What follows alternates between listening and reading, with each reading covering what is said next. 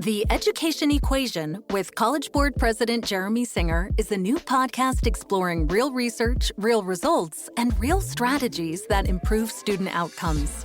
Each episode, Jeremy brings in experts and innovators in education who are leading on solutions, technologies, and research-backed approaches that move the needle for students. Ready to dive in? Listen and subscribe wherever you get your podcasts. Visit theeducationequation.org.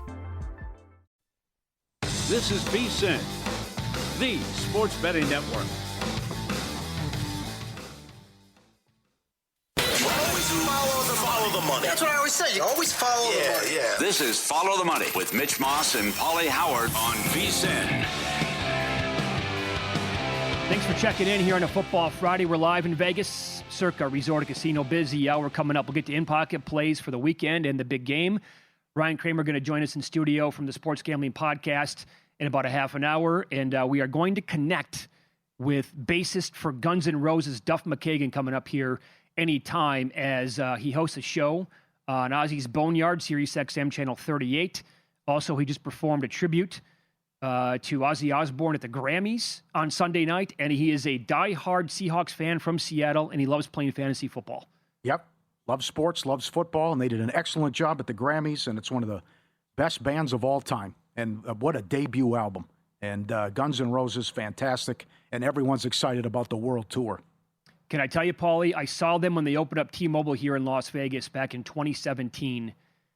My immediate reaction was, that's a top 5 concert I've ever seen. Fast forward 9 years later, I still have the same feeling. And I'm going. My wife got me tickets for Christmas to go see them play in August out here in Las Vegas. Unbelievable. On the note, she goes, for you and a friend. And as I get it, I'm like, she also gave me the shirt. Yeah? On Christmas, right? Part of the whole deal. Uh-huh. She goes, for you and a friend. I'm like, oh, great, I get to take anybody. She goes, yeah, I can't wait to go watch. Yeah. Come on. Come on. All right, so this is great. Duff McKagan joins the program now on the Progressive Guest Line. Again, Sirius XM, the show is called Three Chords and the Truth on Ozzy's Boneyard, Channel 38. Diehard Seahawks fan, loves fantasy football, and their tour begins May 5th at the Hard Rock Hotel and Casino in Hollywood, Florida. Duff, can't tell you how awesome this is. Thanks for the time today. How are you? Thanks for having me, man. It's Blue Friday. I'm wearing my Seahawks sweatpants. That's what you do here in Seattle. It's Blue Friday. And kind of just blown away by this team this year. Was not expecting all of this. I was in Brazil when the season started. And it was all about the Mariners, basically, in September. You know what I mean? Yeah. Yep. We'd never been that far into October, all of that stuff with our baseball team.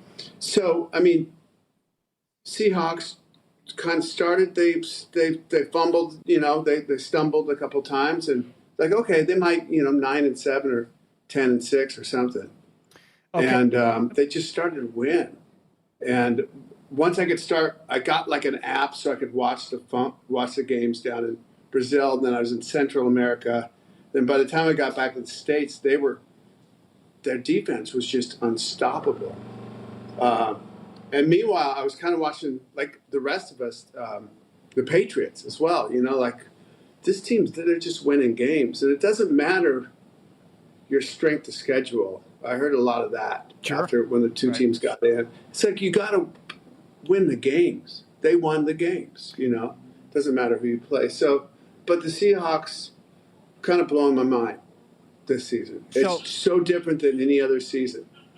Can you compare, as a lifelong diehard fan of this team? Now, they won one again like more than a decade ago, and you've been on this journey with them before to get here. What is the rush and the anticipation like as somebody who loves the team so much compared to playing in front of tens of thousands of fans for a big show? Yeah.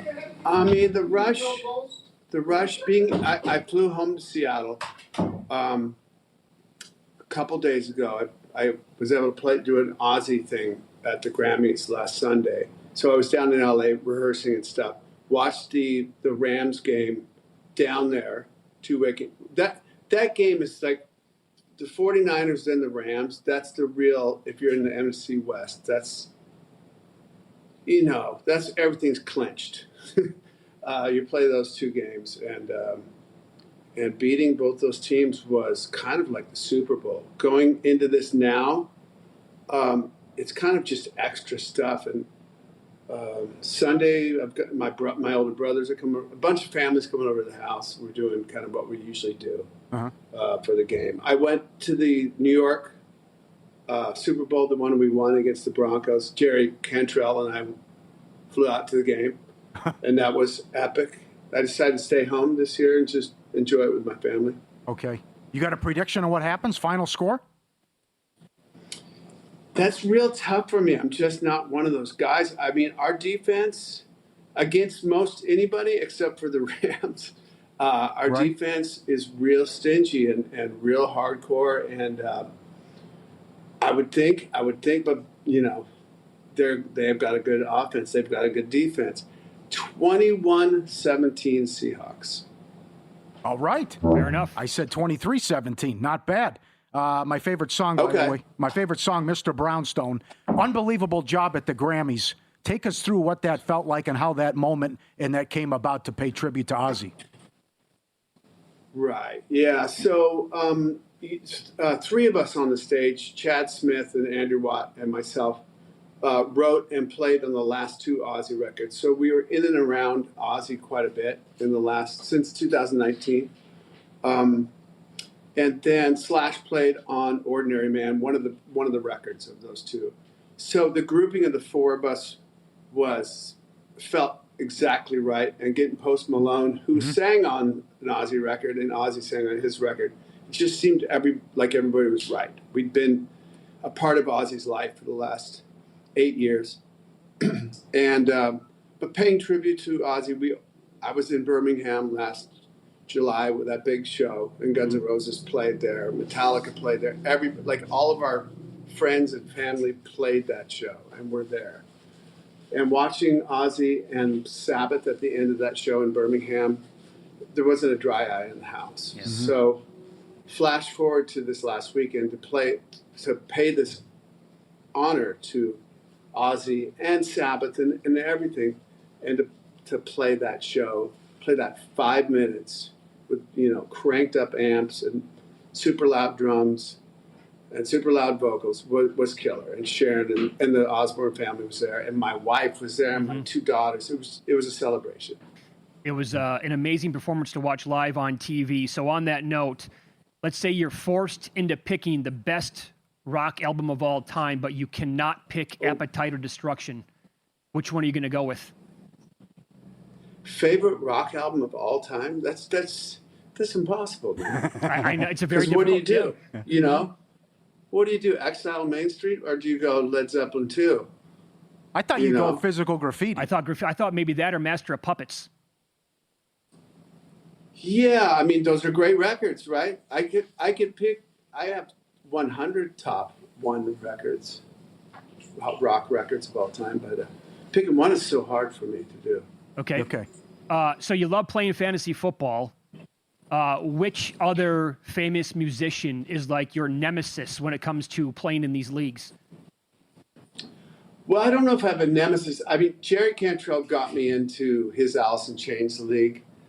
I did not play this year because I was the last 3 years I've been gone on tour.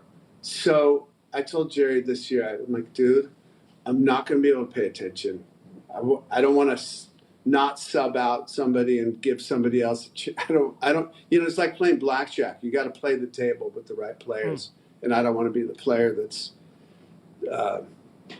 screwing up the table. So I didn't do it this year. But Jerry's not my nemesis, but he's the most competitive guy I've ever known. So in fantasy football, that competition is certainly there. Like if you play cards with Jerry, I don't know if either you guys ever have. I never met him. No. Oh, you never met Jerry? No. Yeah. Okay. Well, very competitive guy. Okay. Well, if you come out in August, he's an amazing guitar player because of it. Yeah. What is that moment like? And you get ready to come out in the States, and you're here in August with the tour. What's that adrenaline rush like when you take the stage and there's 20, 30, 40,000 people going crazy for you? Yeah, it's a lot. Like I've learned to temper it, not let the adrenaline take over, because we play, man, 3 hours, 3.5 hours. So if you come out kind of like a rookie with all your adrenaline going and you're running around, you're gonna to tank. So I measure it, but it's this point in my life, it's such an honor to have people show up to see us play, and they people my age bring their kids who are now bringing their kids, and it's epic. That's all I can say. It's really pretty cool, and I've got a cool life. Yes, No you doubt. do. Yes, you do. And the Seahawks are in the Super Bowl, man. Come on. Yeah. Happy birthday, by the way. Yeah. Yeah, thank you. That was my birthday yesterday. Very cool. Who do you think wins the MVP in a Seahawks 21-17 win? In a Seahawks 21-17, man, I hope it's Sam Darnold, to be honest with you. You got to feel pretty cool about this, right? Because all the doubt with him. Man, Minnesota had a chance to hang on to him, but they're like, no, 14 wins, not good enough. You look bad in the playoffs, you can go to Seattle instead. That's a little nuts, yeah. Seattle's a good landing place. It's such a good football town. We don't have the Sonics anymore. The Mariners are over. It's a NFL football town for sure.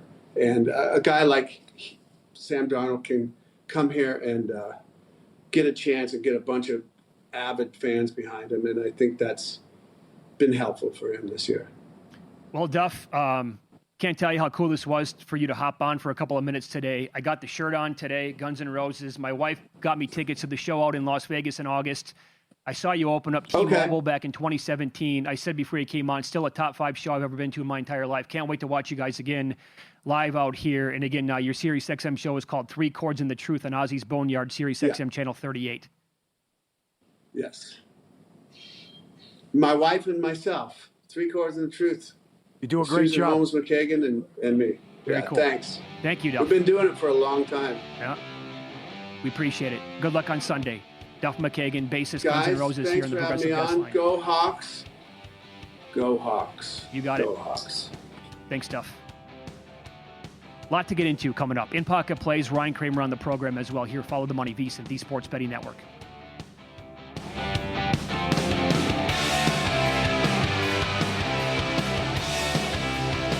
So you're listening to this podcast because you want an edge. But what if I told you you're only halfway there? You've got the mindset. Now it's time to get the toolkit to match. Here's the thing. Pro bettors spend thousands on data and tools, but what they don't want you to know is you can get the same edge for a fraction of the cost with VSiN Pro. With VSiN Pro, you get access to expert picks, public betting data, prop projections, powerful tools, analytics, and more. Tap the link in the description and see why thousands of bettors are already using VSiN Pro to cash more bets.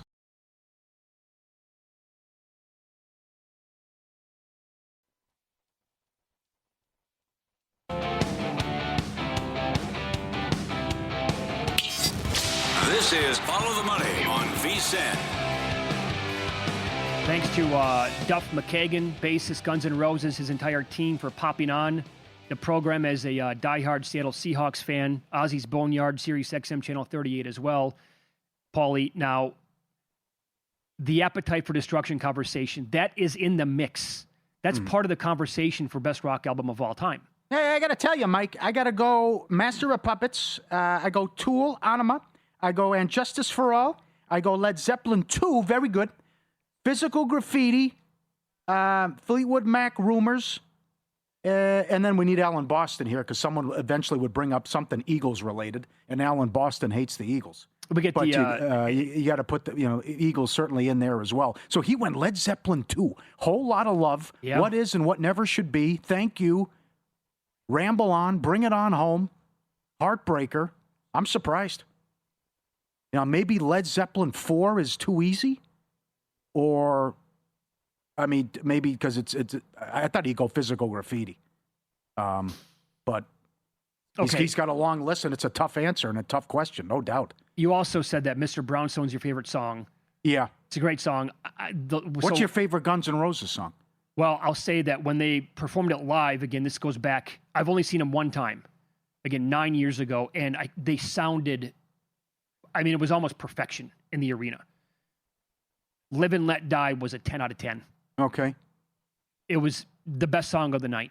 And Civil War. I don't think I would have entered the show saying I can't wait for Live and Let Die more than anything else. Like, that's my favorite song. Oh, wow. They also played Welcome to the Jungle, like third, fourth song in. Same with me.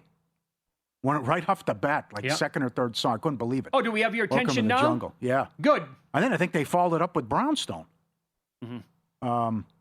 But you could go a lot. Rocket Queen, they played that early too. I was shocked. I mean, Led Zeppelin 4 is strong. Do you think that When the Levee Breaks, Stairway to Heaven, Rock and Roll, motto. What do you think is like trying to put yourself in there, and we have no idea, but playing in front of, let's say, 65,000 fans. Yeah. And what, like, do you get used to it, and it's not that big of a deal anymore? I can't imagine that. It's always got to be something, right? Like, oh my God, this feels unbelievable. Yeah. That would never get old, and what that's like. You know, whether it's 60,000, 80,000, whatever. I remember the show's out there. You can YouTube it.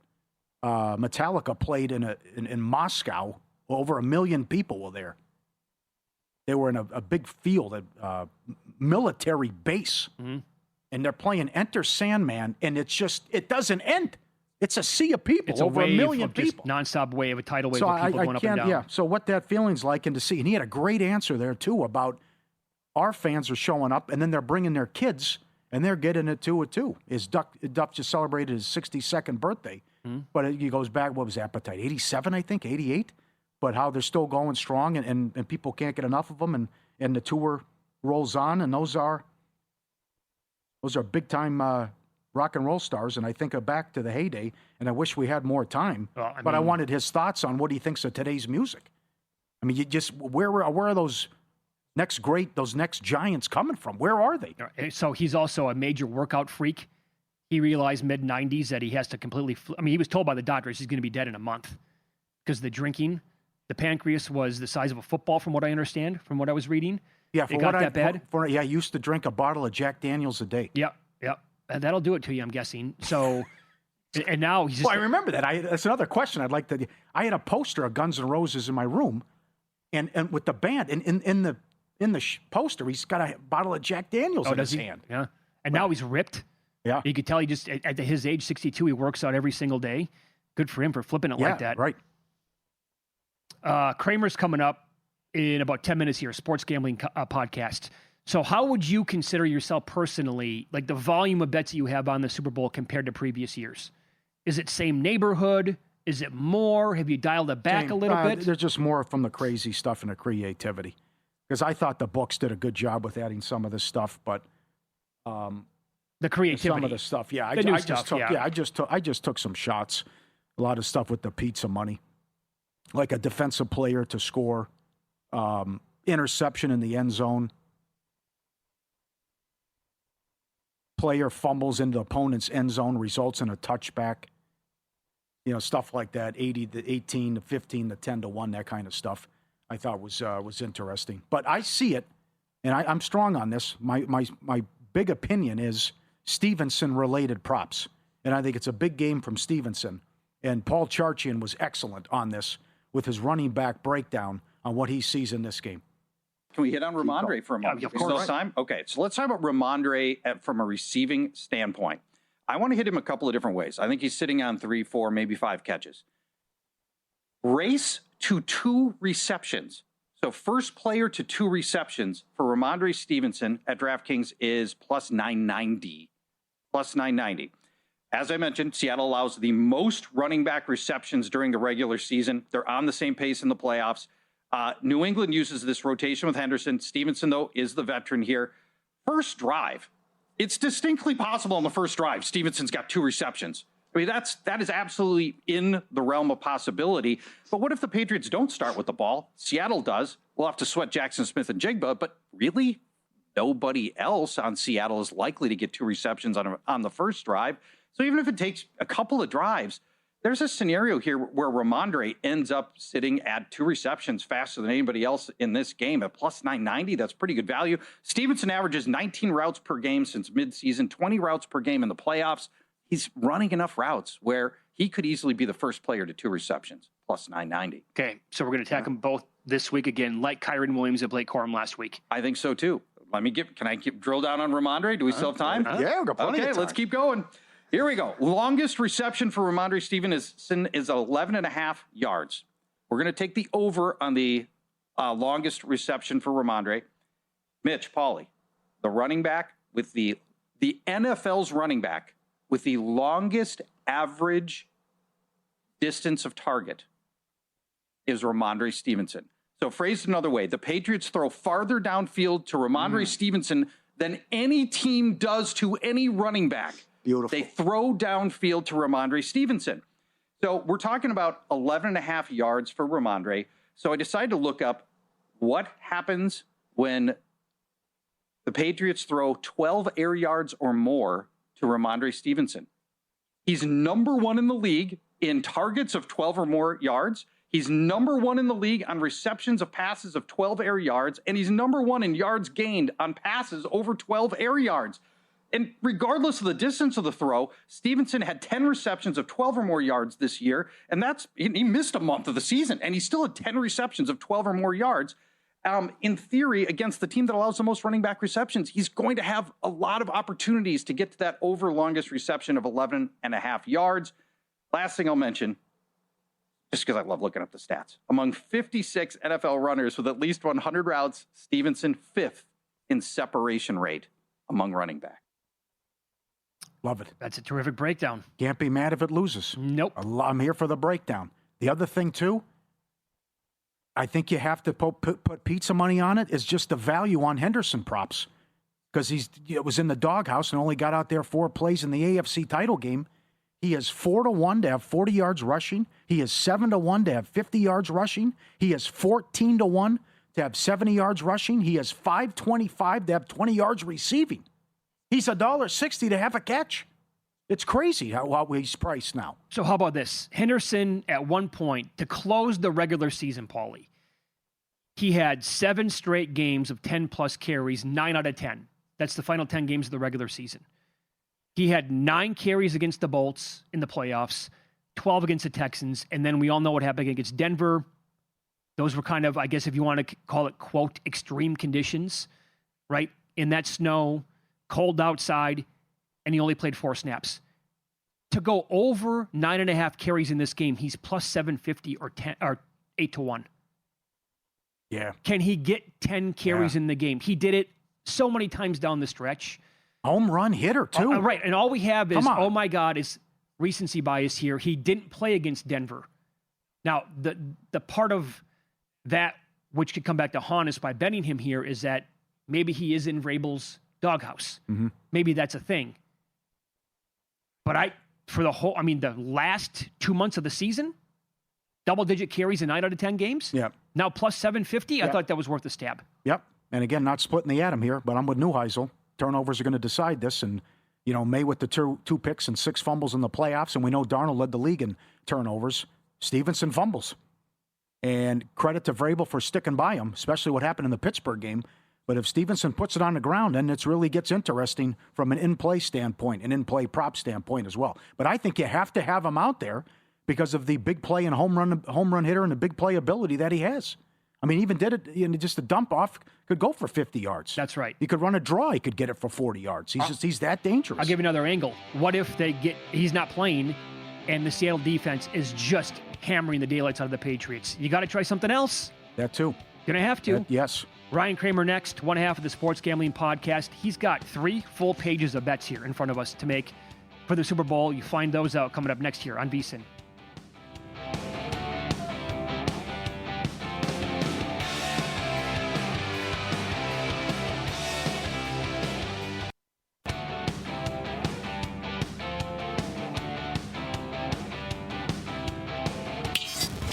This is Follow the Money on VSiN. We're going to unload the Gatling gun here with just a ton of bets. Ryan Kramer joins the program now, one half of the Sports Gambling Podcast. You get it every single Friday night right here on VSiN, 10 o'clock Eastern, 7 o'clock Pacific time. And in honor of Super Bowl 60, you guys are going to have 60 prop bets that you're making for the game? Feels like the right thing to do, right? Why? This may be the best graphic the VSiN team has ever created. Why not? 60 props, Super Bowl 60. I'll be honest, I did cheat a little bit. I got up to like 64. So. Oh, it's more. So that's fine. I think that's okay. Good for you. Good for you. Well, and I don't know if you guys have noticed this. There's I feel like a lot of the gambling content out there is pulling back. And they're like, we're not going to give out too many. We have to be responsible. So we figured why, when everyone zigs, you got to zag. Good for you. That's Thank right. you. This is right up your alley. This is at Caesars. Bobo scores a fourth quarter touchdown, 30-1. I really wish Bobo didn't score that touchdown last week because he would be all up in my card. And now I'm just like, did they burn it a week early? Right. And I have Seattle fans reaching out to me, DMing me saying that Arroyo was a healthy scratch. Like they're going to have a play for him. This is the week. So to pivot off of that, I'm heavy on the Arroyo stuff in a similar vein to Jake Bobo. How much with Arroyo? Like everything across the board? I'm going to play his. Some places have the half catch. Some places have. I think Circa has 4.5 receiving yards. Really, the anytime touchdown. You can find still as high as 10-1 out there. That's the way I'm going to play it. Which the DMs never provide the greatest intel, but my intel tells me there's going to be a little bit of a red zone package for him. Is that right? Are you playing first and last with him as well? First and any, not last. Okay. All right. I haven't pulled the trigger on any last touchdowns yet. We did during the show. We had a guest on, Bob Condotta, who has covered the Seahawks for a long time. He brought up Cam Akers out of nowhere. Brought up his name, and I'm like, so did you do that because you think he might take some snaps away from George Halon? He's like, well, I don't. Anyway, when he brought him up, I'm like, 100-1 last in case it turns into a blowout? And I can tell you that CJ Sullivan, one of our guests on the show, typically, he's on that. He's on the Cam Akers angle. So has a ticket in pocket already for last touchdown. Now, how about this? Some of the novelty props that you can find, either prediction markets globally or whatever. See, this one stood out to Paulie and me immediately, and that is you're getting higher than 4-1. I think it was actually maybe in the 5-1 range on which landmark is going to be shown first. Go ahead. So this is one where I love these, and I love our friends near the equator that give us all these fun options, but a little bit of handicapping, and granted the limits aren't the highest, but you can usually find an edge. And with Alcatraz versus the Golden Gate Bridge, Golden Gate Bridge is the staple of San Francisco. This is the lock, should be minus 1,000. But the NBC crew, they are doing a pre-game show. Jack Collinsworth, Tony Dungy, and Rodney Harrison will be live from Alcatraz, taking you, as they put it, to places people have never seen on the island. And so imagine all the B-roll they're going to collect. And what do they do when they go to those commercials? Well, they're going to show you B-roll. And so the idea that you can get 4-5-1 on Alcatraz versus the Golden Gate Bridge, I had to jump on that one immediately. Max play, which I think was probably $50. Okay. Good for you. Yep. Good for you. Don't forget about Mitchell Brothers also there. How about Drake May married to his middle school girlfriend, mentioned plus 550? Yeah. So this is a Mike Tirico handicap. I always like to look at the announcer, and of course, first Super Bowl for Tirico, they did a little behind the scenes on him, and he was very proud of his nuggets. He was very proud of the fact that he digs up most of his own research, his own nuggets, and he went out of his way to talk about how he loves family stories because they bring you the best nuggets. So the idea that you have a middle school sweetheart, now wife situation, she's also kind of in the same vein as Kyle Juszczyk's wife. Fringe, interesting to the public. She's got the TikTok. She's doing the food. She's taking the wives on the private jet. And so, I absolutely think Tirico is going to mention that Drake May married his middle school girlfriend. And this has actually moved a bit. It opened at plus 650. It's down to about 4-1 right now. So handicap is strong. Wow, that's some great intel. Thank you. Tirico likes this is what happens when you have too much time. Okay. And the internet's a great place. You can find anything, right? Total yards in the Super Bowl versus ice arrests on February 8th. So last year, the number one prop that people reached out to me and said, where can I get down on this, was arrests in New Orleans versus, I think it was also total yards in the game. And what happened? It turns out I learned that all of these places have dashboards where you can see these numbers. So I found, which... Funny story, the federal government doesn't have a good ICE dashboard, but some kid from Cal built a site, and he's been tracking it. That's what they're going to use to grade it. And really, the average is between 300 and 550. Now, guess what? It skews just like a work week. So my take is these ICE agents, they seem like the kind of fellas who might want to watch the Super Bowl. Arrests will be down. Do you think there are going to be more than 350, 400 yards in the Super Bowl? I think it's pretty likely. I think the total yardage for the game is in the 500s, in fact. So felt like an easy move. We're laying a little bit of juice here, but I'm taking the total yards in the Super Bowl versus the ICE arrests on Super Bowl Sunday. And what was the juice that you had to lay? Was I it think it was minus 150. Yeah. really? Okay. How about they're actually going to go with the kids' invention here and saying that that's going to be the accurate number? We'll go with that. The funniest part is last year's version of this prop took about 2 months to get graded. I was emailing this sports book with the data, like, hey, I think I won this bet. So I'm fine being the data arbiter, and I'll send them the data again, but I'm all over that one. National anthem under? Yeah, all the songs under, honestly. Did a little bit of handicapping. With the anthem, it seems like we are overreacting to a brief interview he had with Ryan Seacrest where he said basically he wants to really, jazz it up, really wants to play with it, show people he can be a singer. That being said, you look at the times against all other times, it's a very, very steep number at 132. Now, I know some places have like a lower number with juice to the over. Sometimes they juice the under, but my thought is this is going to come in right around 2 minutes. There's no examples of him singing the song. There's only examples of him playing the music. And so, yeah, I'm gonna go with the under. Also, it's if you're at a Super Bowl party, it's very easy to find people that are going to take the other side of an under on the songs. And so I'm actually doing that, and I'm going to take the under on America the Beautiful with Brandi Carlile, who, fun fact, she has sung the national anthem for 2 Seahawks games. Both of those times came in at 92 and 93 seconds. So I'm transposing the fact that that's a very short national anthem time to say she's also going to have a short time in America the Beautiful, under 100 seconds. Okay. Why are you betting Gatorade color to be red-pink at 14-1? Red is the most popular Gatorade color in this country by sales. I did confirm with a little bit of Twitter research that both teams have red in their buckets during game days. And it's a long shot because it's never really happened. I think the last time red came out was in the 90s. And so simply just pushing on a long shot here because I know there will be red Gatorade in one of those tubs. All right. Okay. I think we agree that the game's going to start off slow. Nothing may happen for the first 10 minutes. How do you want to attack those props? Well, the staple is no score in the first six and a half minutes. Always going to be on that. Also, just lean into that a little bit with punts. I thought the 7.5 punt number was quite low. And honestly, I didn't really see a game. And to your point, I kind of see it starting slower. I don't know if it even finishes fast, but I do think there will be some short drives that turn into punts early. And then kind of along the game will start slow angle. I'm taking the running backs in the race to 20 receiving yards. Oh, Ramondre, I believe, is 16 and change to 1. Kenneth Walker, 17 to 1. And Helani is like 28 to 1. With the idea that starts slow, we're not seeing the downfield passing to the receivers, and so we have a little bit more action in the running game. Damn, is that a common bet that you can find at a lot of books? I believe the green and the blue book both DraftKings fan. Yeah, the race numbers are out there. You can get a running back that, the whole case has been made for every running back on both sides in the air for this game, and they're 16-1 though. Yeah, so to confirm that, 1750. No, I'm sorry, 16-1 for Walker, 28-1 for Helani, and 17-20 for Ramondre. Okay. I think every Booty catch has been a first down or a touchdown, and 30% of his catches are longer than 20 yards. Why Booty under? I just think it's a bad matchup for him. We've heard Fantasy Football Hall of Famer earlier in the week breaking down how he's not going to get separation. Mm-hmm. And so I think if he's not going to get separation, the coverage on the outside has been great.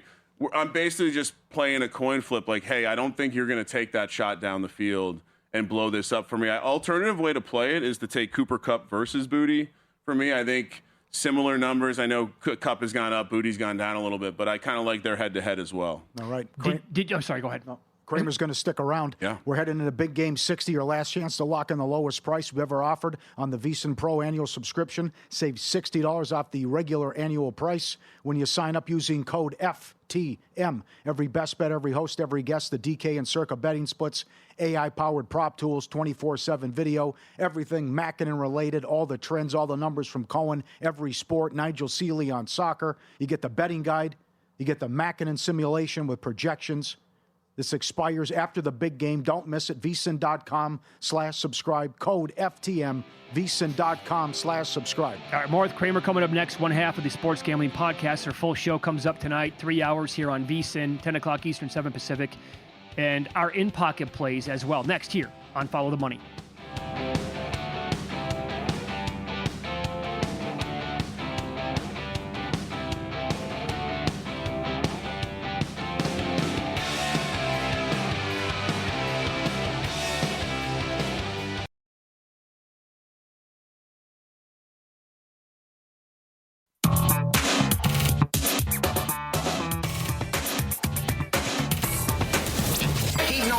quarterback was on coke, if his girlfriend was knocked up. These games are a burial, a blowout, a human lock.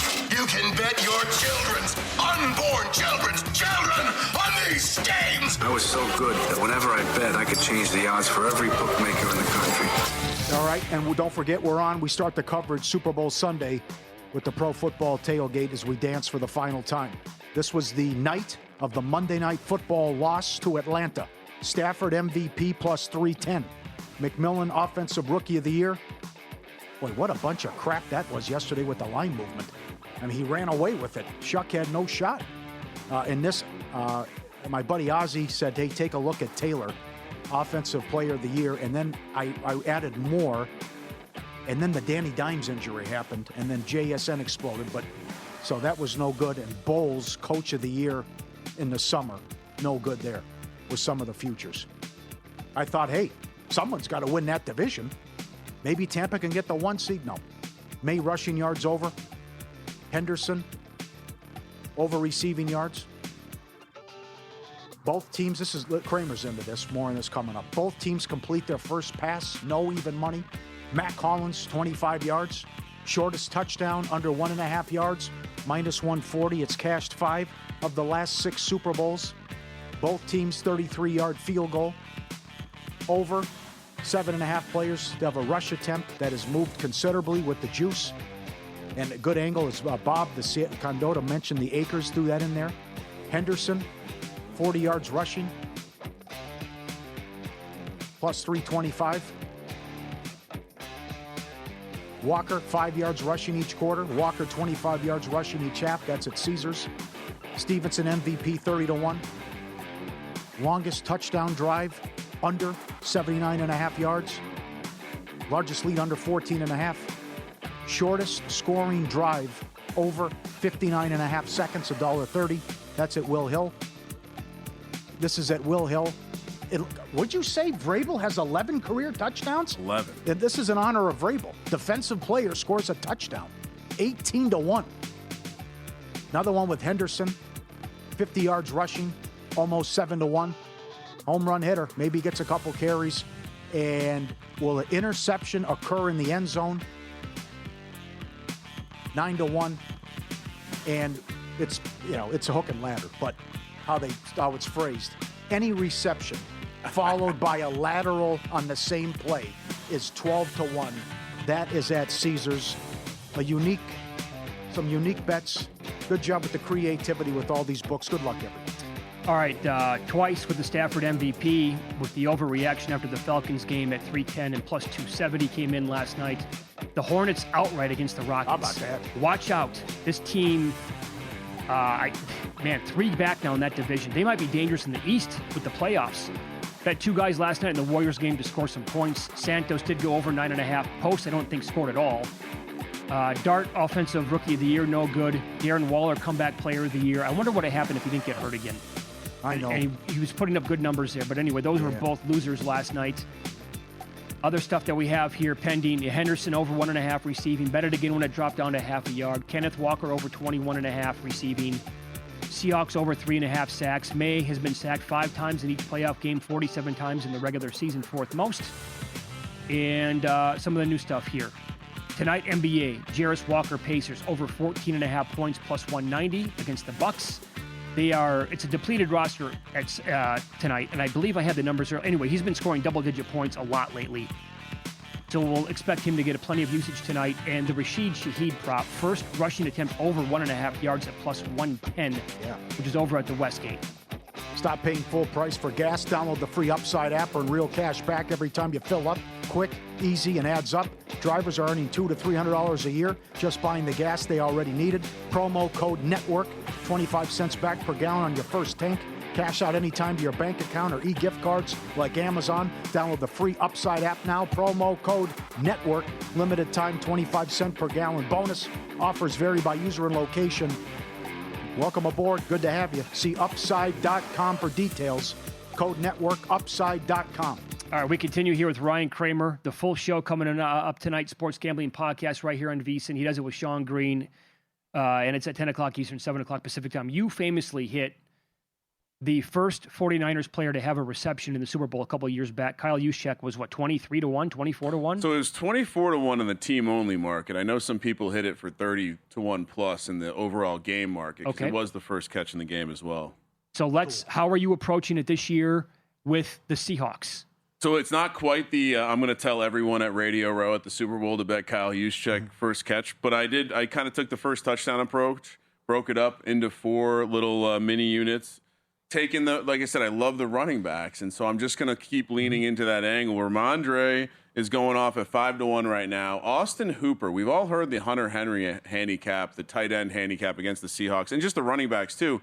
That's the area of the field we want to attack. So Austin Hooper is 13-1, a little bit more of a long shot. And then on the Seahawks side, back to Kenneth Walker again, starting running back plus 515, similar price to Ramondre, and then going back to George Holani at 1750. Now, this can get there a number of ways. One, we saw how much they deployed him in the passing game or in clear passing downs, but also Kenneth Walker is going to have a couple explosive plays. If one of those happens early, he's tired, comes off the field, and then it's maybe something to Alani at 1750. So that's the long shot of the card. Are those the overall markets again, or team specific? Those are each team specific. Okay. Yeah, right here at the Circa. What happens for turnovers?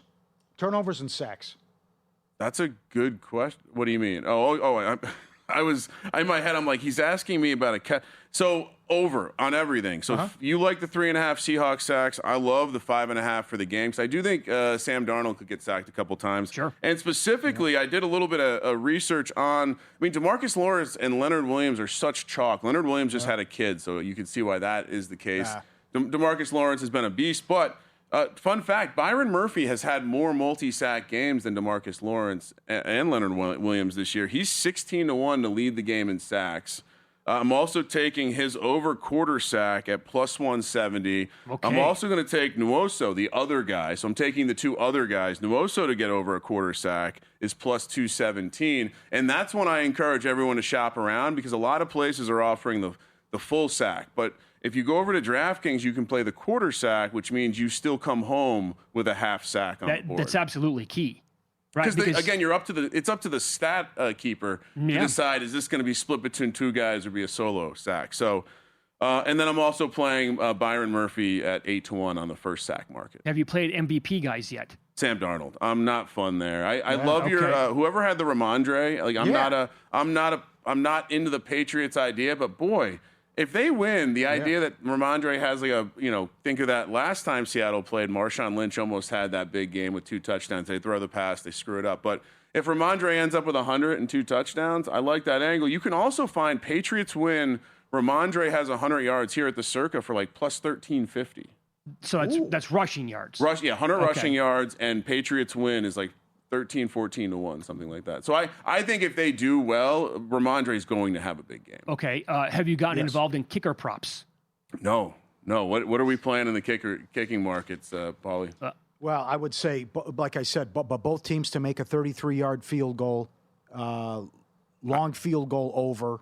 A lot of people like over 3.5 for the game. I think Myers can have a big game here. And the big one, what was Frank B's? It was, he loved this one. Longest field goal against the total of the game. Yes. Oh, yeah. He likes the longest field goal in that one. I played both kickers MVP. But that's kind of turned into my thing since the Bucker game a couple years ago when I thought he was going to pull it off before it went to overtime. But 500-1 in the Patriots kicker is available. 250 to now on Myers. And are we going to have like 200 Super Bowls and the kicker's never going to win an MVP? How many field goals do we need to make, you think? Is it 5? How about if it's 16-13? It's 4. But the game is 19-17. Yeah. And it's 4 field goals, 1 touchdown. That's the scoring. Does the kicker with 4 field goals get a look? Does he get a look? If a game winner? I think if there's a game winner, yeah. At the gun? This is the year of the kicker. I mean, look at 60, 65. Oh, that's right. Did you do it opening first kickoff? 3-1. Oh, yeah, touchback, right? Yeah, what do you think? Yeah, I'm in. Okay. What did you think I was going to ask you? You got excited. First touchdown. Oh. Okay, run him down. Throw it out real quick. Yeah. I've already gave out most of it, but we're going Salbert 90-1, Arroyo 80-1 for the Seahawks. We're going Jack Westover, the skinny fullback, 180-1 here at the Circa, and then Austin Hooper 50-1. Big game hunting only.